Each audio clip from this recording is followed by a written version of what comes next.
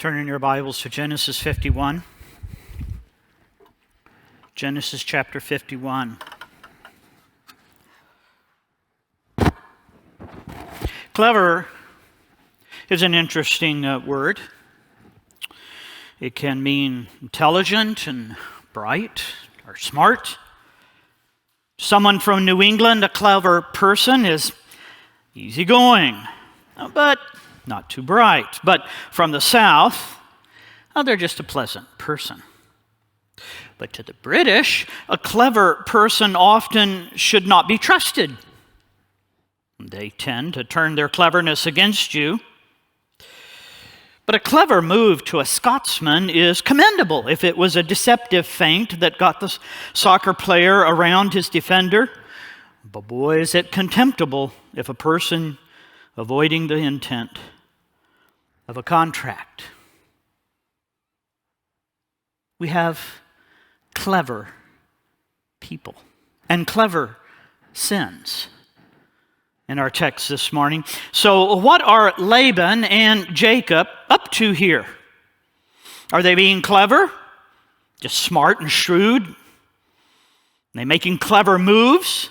Underhanded, sneaky, without integrity?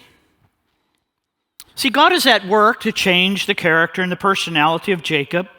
We cannot ever say over the way we are in our attitudes and actions, oh, well, that's just the way I am. Personality is not fixed. It is the current expression of habitual attitudes and actions that are molded by the past, combined with whatever depravities we have inherited and graces God has bestowed. But by God's grace, even personalities can be changed into what is pleasing to God. Jacob is clever, sneaky, conniving, thieving, cruel, and crafty. For our introduction to him at his birth all the way to the end of chapter 33, God is bringing ever-increasing pressure to shatter and to shape Jacob into becoming a very different kind of man.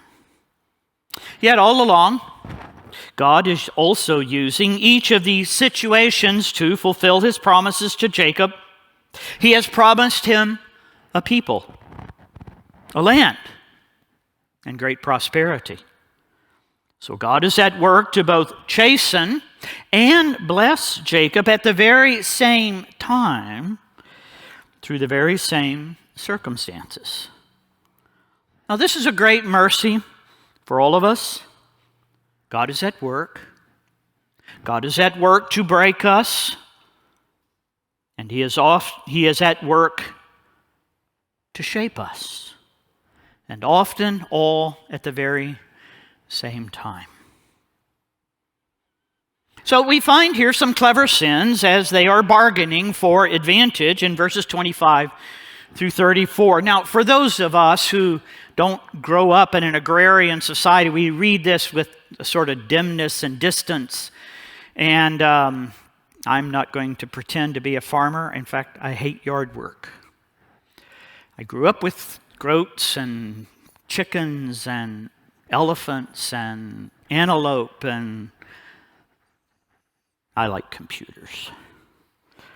But here are two powerful men, tribal chieftains related by marriage, who now have to work out an exit strategy. Moses writes, beginning in verse 25, as soon as Rachel had borne Joseph, Jacob said to Laban, "Send me away, that I may go to my own home and country. Give me my wives and my children for whom I have served you, that I may go. For you know that service that I have given to you." But Laban said to him, "If I've found favor in your sight, I have learned by divination that the Lord has blessed me because of you. Name your wages, and I will give it." And Jacob said to him, "You yourself know how I have served you and how your livestock has fared with me. For you had little before I came, and it has increased abundantly, and the Lord has blessed you wherever I have turned. Now, When shall I provide for my own household? And he said, well, what shall I give you? And Jacob said, you will not give me anything. If you will do this for me, I will again pasture your flock and keep it. Let me pass through all your flock today, removing from it every speckled and spotted sheep, and every black lamb, and the spotted and speckled among the goats, and they shall be my wages. So my honesty will answer for me later when you come to look into my wages with you. Every one that is not speckled and spotted among the goats and black among the lambs, if found with me, shall be counted as stolen. And Laban said, good, let it be as you have said. Now, notice that the contract has been fulfilled. Jacob is seeking to leave and part from Laban amicably. He announces that he has kept their agreement. He now wishes to leave with his wives and family. He has served out the 14 years in fulfillment of his agreement. And Laban is being honored here as the titular clan leader. He wants to return to his own people, and no disrespect is intended. And a small but important digression. Some Christians are misusing the Bible by taking narrative accounts like this and developing principles from them. And we must distinguish between what is commanded and commended in the Bible and what is simply the culture in which the Bible is functioning. The Old Testament is full of a sort of clan and family clustered living together. This does not mean that clan living is the biblical way. It does not mean that it is wrong, although my observation of it in the Bible is that it is an opportunity and provocation for all sorts of family troubles. And just because Jacob lives in a tribal clan style of culture, does that mean that we ought to, as much as possible, live near and in close contact with all of our extended families? It does not mean that the living grandfathers oversee the son and the grandson's families. The patriarchal clan system is culture. It is not Christian. Now, why do I take the time to say this? Well, there's a teaching going around now. It's very popular in some Christian circles. It is being taught as the Bible way, and people doing it another way are in fact either foolish or probably actually are sinning. This idea is commonly called courtship. Strong advocates of courtship are taking the culture in which Christianity exists in the Bible and are turning it into Christianity. Now, I'm not saying courtship is wrong, but don't hold it up as some sort of spiritually superior dating when a good deal of it is actually medieval and not biblical. There are many things like this that we must be careful about.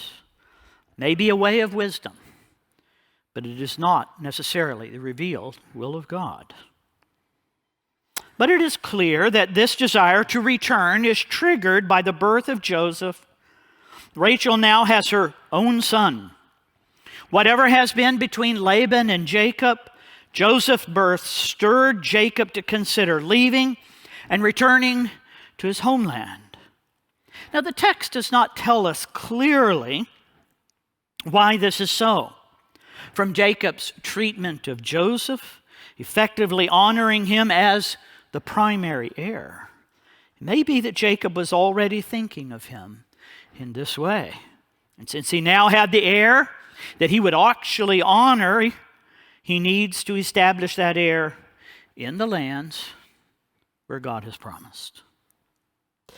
And then the blessing is acknowledged in verses 27 through 30. Before Jacob came and was a part of Laban's life and family, Laban appears not to have been a successful person and not prosperous.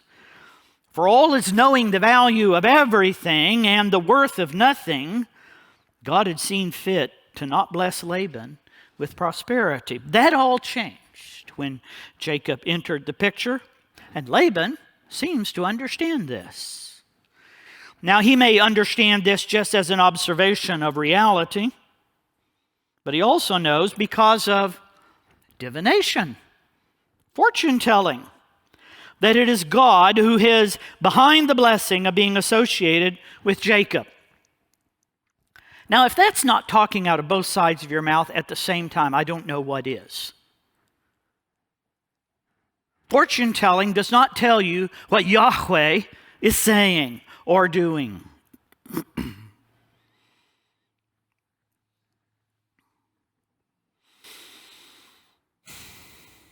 If Jacob leaves now, Laban may well see his fortunes decline and his prosperity wane. Now, let's think about that for a moment. Laban here is clearly a pagan, unbelieving man. He is involved in divination, a form of witchcraft. He seems to be attempting to ascertain whether his own gods or the God of Jacob is the best deity. If Jacob's deity is causing the blessing of prosperity, and Jacob is the mediator of that blessing, then he cannot afford to have Jacob move away. Laban's involvement in witchcraft and idol worship has deeply affected his view of life and his children. We'll find later that when Jacob does leave, Rachel steals the household gods. Now, I have to kind of chuckle at that. I want to steal your gods. Now, Laban is a smart and a shrewd man. He asks Jacob to name his wages if he will stay, and promises to give them. He's had 14 years of service at the cost of 2 daughters. What now will Jacob demand as his wage? But Laban views his paying of the wage as a benefactor, as a giver. I will give you your wages, he says. And here's a crafty man choosing his words carefully. Jacob can name his wages and even work for them. But Laban, as the benefactor, the giver, is not bound to pay what is earned, but rather he can give whatever he chooses. And so an agreement is struck. Verses 31 to 34. Jacob has spent 14 years in the painful employ of this man. He knows that the bare words of the contract will be followed. He knows that the interpretation of the contract will be filled with assumptions and certainly with advantages for Laban. After all, one clever man certainly recognizes another clever man. And he has agreed to 7 years of labor for a wife. But Laban gave him Leah instead of Rachel. He is on guard. He hears wages and give. So he counters. Now, Laban is not going to give him anything. He states clearly his wages will be, how that will be identified, and when they will be paid. His wages will be all of the mottled, the speckled and spotted sheep and goats, as well as all the black lambs. He will go through the herds, cull out these sheep, and incorporate them into his herd. He will then care for Laban's flocks and herds. Now, the phrasing in verse 33 is very interesting. See, he is concerned that Laban is going to accuse him of theft. Makes it clear that in accepting his wages in this way, Laban can never accuse him of growing his flocks and herbs by theft. The mottled animals will produce other mottled animals. I love the sort of jockeying and maneuvering of 2 crafty, clever men seeking to gain an advantage and to protect their interests. Each one is just absolutely sure he's outsmarting the other. And Laban agrees quickly. Now, some speculate because he agreed because this looks like a great deal for him. They say that mottled sheep and goats would be less value, and the removing of them would reduce the future possibility of having these kinds of inferior animals. I think he agrees quickly because he has already observed a loophole and has already planned what he actually does next. Verses 35 to 43, There is maneuvering for advantage. Now, what a great and interesting drama the next few verses are. With an agreement in hand, Laban seeks to maneuver for advantage. In response, Jacob uses his superior knowledge and practice of husbandry to outwit and outmaneuver Laban. Verse 35, Moses writes, "But that day Laban removed the male goats that were striped and spotted, and all the female goats that were speckled and spotted, every one that had white on it, and every lamb that was black, and he put them in the charge of his sons. And he set a distance of 3 days' journey between himself and Jacob pastured the rest of Laban's flock. And then Jacob took fresh sticks of poplar and almond and plane trees, and peeled white streaks in them, and exposing the white of the sticks, he set the sticks that he had peeled in front of the flocks and the troughs, that is, the watering places where the flocks came to drink. And since they bred when they came to drink, the flocks bred in front of the sticks, and the flocks brought forth striped, speckled, and spotted. And Jacob separated the lambs and set the flocks toward the striped, and all the black in the flock of Laban. He put his own droves apart and did not put them with Laban's flock. And whenever the stronger of the flock were breeding, Jacob would lay the sticks in the troughs before the eyes of the flock, that they might breed among the sticks. But for the feebler of the flock, he would not lay them there. So the feebler became Laban's, and the stronger Jacob's. Thus the man increased greatly, and had large flocks, female servants, male servants, and camels and donkeys." Now, Laban begins with a crafty separation of the herds in verses 35 through 36. What a sneaky thief Laban is. For Jacob can cull out his wages, Laban removes all that would have been Jacob's initially. You can almost see him walking slowly away from Jacob, and then as soon as he is out of sight, running to his herd and his sons and his herdsmen. He goes through the whole herd, identifies every one of the sheep and goats that would have been Jacob's, and he separates them out from the herd. He is keeping the letter of the agreement. Jacob can have all those kinds of sheep at the time he goes through the herd. But if these sheep and goats are not there, then, well, he kept his end of the bargain. You should have thought of this, Jacob. You're just not as smart as you think you are. Esau was an easy mark. Laban, not so much. Well, to shield them from Jacob, he divides his herd, gives Jacob's portion to his sons, thus excluding them from the count. In other words, they are no longer Laban's sheep or goats. They are now his sons. They've already been given as an inheritance and thus are shielded from the agreement. To ensure this, he and his flock moved to a standard 3 days' journey away. Thus he puts a safe distance between Jacob and himself. This is not the end of the game. Jacob is a skillful breeder of the herds, verses 37 to 43. Now, we are not told Jacob's reaction to this.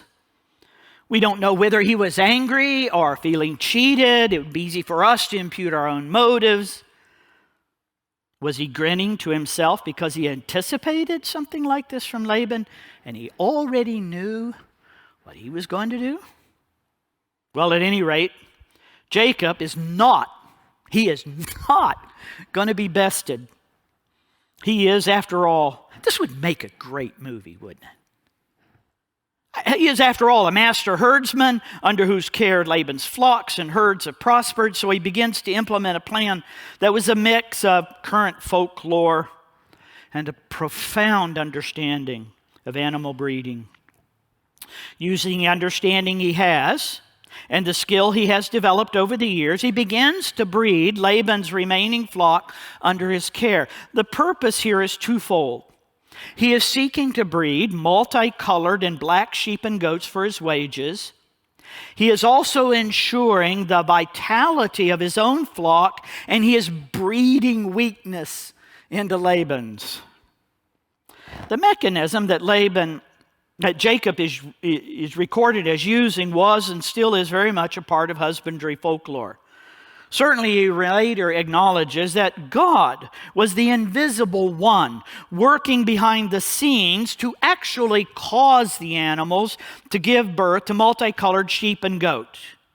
He's using a visible mechanism, possibly because there is a direct connection, and possibly because he is providing a false mechanism that Laban may later emulate to no avail. The text makes a word play on the name Laban, for as Jacob peeled back the bark on the sticks and exposed the Laban, white, he saw his flocks grow. He played the Laban game and won. The second mechanism that Jacob used is just wise and skillful management of breeding. He ensures that the stronger animals are breeding for their variegated colors. He sets all the weaker animals in Laban's flock and the stronger ones in his own. And over time, this will strengthen his own flock and weaken Laban's. And this is what's being recorded in verse 43. Through his practical application of his skill and knowledge to the problem at hand, his prosperity increases and becomes vast in his wealth. He not only increases his sheep and goats, but his whole standing as a tribal chieftain grows as he increases his servants and other herds as well. Now the story takes an abrupt turn in verse 1 of chapter 31. It continues, but it turns. Here is an acknowledgement of God's intervention. God now moves to dislodge Jacob and actually send him back to his homeland. In verses 1 to 3, there is the ruining of the relationship. Back into verse 31.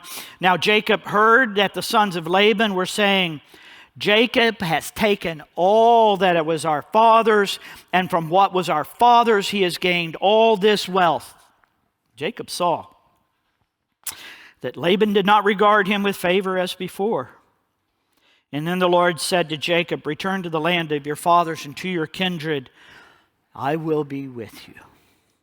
Laban's sons begin to complain. They are jealous of Jacob's wealth. They seem to accuse him of acquiring what should have been theirs. They had originally stolen what was Jacob's. Now they want to accuse him of stealing or at least diminishing their inheritance. Now, Jacob observed that Laban's attitude toward him is changing as a result of their complaint. Laban had looked on Jacob with favor. You have to wonder if he views Jacob as something of a patsy, someone he can take advantage of as a ready mark for his schemes. Jacob has married both of his daughters, has produced 10 grandsons, has allowed himself to be duped out of his wages.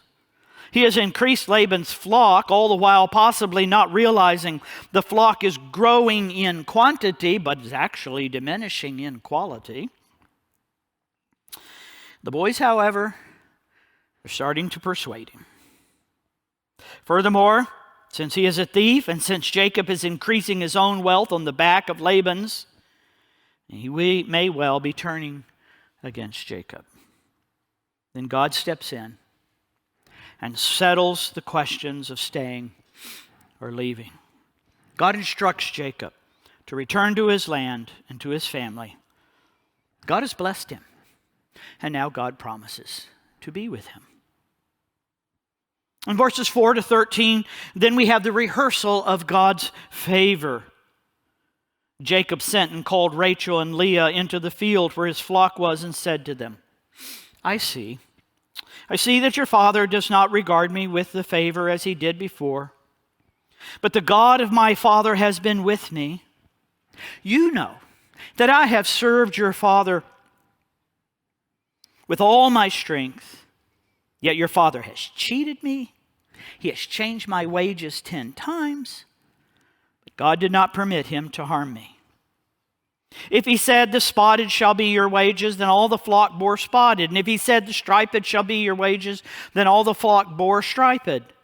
Thus God has taken away the livestock of your father, and he's given them to me. The breeding season of the flock, I lifted up my eyes and saw in a dream that the goats mated with the flock were striped and spotted and mottled. And the angel of God said to me in the dream, Jacob, and I said, here I am. And he said, lift up your eyes and see. All the goats that mate with the flock are striped and spotted and mottled, for I have seen all that Laban is doing to you. I am the God of Bethel, where you anointed a pillar and made a vow to me. Now arise, go out from this land and return to the land of your kindred. Well, Jacob gathers his family around to talk with them about what God is doing. He now divulges to his family why he has moved with such care and confidence in his dealings with Laban. All along, he has been in communion with and commanded by the Lord. When Laban tried to cheat him, God instructed him on what to do. And we also find out that Laban had constantly been changing the agreement. Yet God helped Jacob at each point. The scriptures once again point us to a wonderful lesson. We plan, we work hard, we are involved in the routine work of what we do. God gives wisdom all along the way, sometimes such that we prosper even while being taken advantage of. Behind all our labor is God's work. Jacob is doing what he can and could, and God was at work at what Jacob could not control. And finally, he rehearses the dream that God gave him. The angel of the Lord comes to him and reminds him that he is the God of Bethel, the house of God. He reminds him of the sacrifice and the honor that he gave to God many years ago. And God also reminds him that of the promise of the maid. Now it is time. It is time to go home. And we have the response of the family, verses 14 to 16. And then Rachel and Leah answered and said to him, is there any portion or inheritance left to us in our father's house? Are we not regarded by him as foreigners? For he has sold us. Listen to their attitude. He has sold us, and he has indeed devoured our money. All the wealth that God has taken away from our fathers belongs to us and to our children. Now then, whatever God has said to you, do. Both Leah and Rachel respond well to the proposed move. Laban's late actions have estranged them from him, eaten up their inheritance, enlarged their wealth in Jacob's home. Why stay here? God has spoken to Jacob, commanded him to return. So, when do we leave? Here's a wonderful example of how to interact, rare as it may be in the Bible, and certainly in this home. The husband, as a leader of the home, wants to please God and aims to walk in wisdom. He works hard, trusting God to accomplish what is needed. He gathers his family and rehearses the faithfulness of God. He interprets what has happened through a God-centered lens. And the wives then see God at work and have an accurate and realistic view of what has happened, and they align their hearts to submit to their husband and to obey God. Well, how do we grapple with a text like this in our world today? First, God takes even the sinful scheming of men and turns it into good. God designed and determined that the sins of Laban and Jacob would move redemptive history forward. And secondly, God is at work doing whatever it takes to make you more and more like Christ. Romans 8:28 through 30 teaches us this great truth.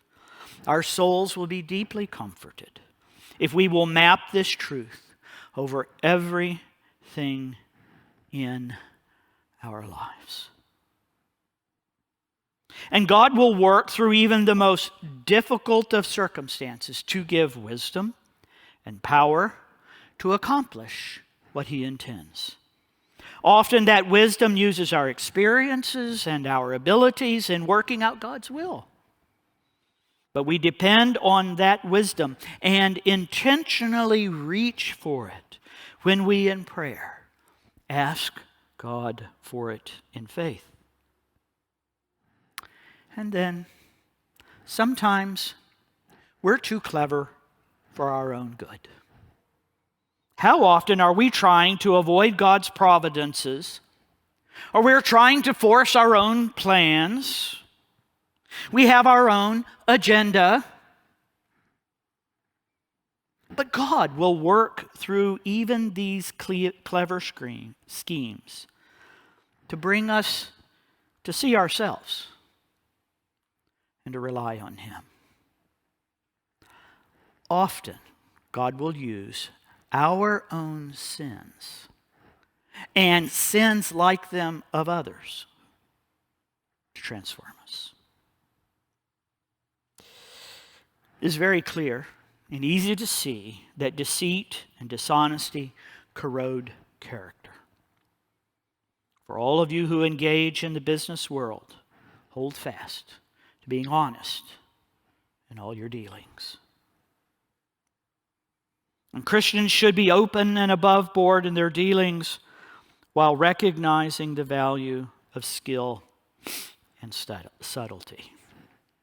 And finally, Jesus stands in stark contrast to all of this. His dealing with people was always open and transparent. Words of an agreement were not things used to maneuver for self-gain and advantage. May we ever see God at work to make us like Christ and to reflect His glory, even when clever sinners cleverly sin against us. Father, what a story. What an amazing story of two sneaky, conniving, clever men maneuvering and planning and plotting to outdo each other and making these incredible decisions. And all along behind the scenes, you are simply moving your purposes and your plan and your providences forward so that Jacob will go home blessed, rich in herds, wives, and children. Not because he's so clever, but because you are such an amazingly great God.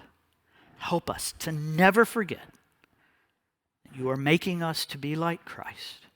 And that though there may be obstacles that seem like setbacks, they are always being used and molded and shaped by your great and gracious will.